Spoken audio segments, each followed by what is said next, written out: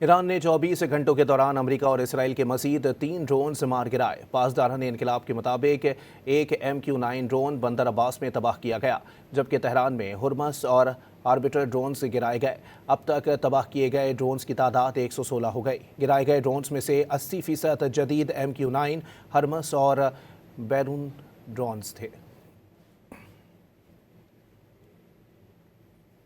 Iran ने 24 घंटों के दौरान अमेरिका और इसराइल के मजीद 3 ड्रोन से मार गिराए। पासदारान इनकलाब के मुताबिक एक MQ-9 ड्रोन बंदर अब्बास में तबाह किया गया, जबकि तेहरान में हुर्मस और आर्बिटर ड्रोन से गिराए गए। अब तक तबाह किए गए ड्रोन्स की तादाद 116 हो गई। गिराए गए ड्रोन्स में से 80% जदीद MQ-9 हर्मस और बैरून ड्रोन्स थे।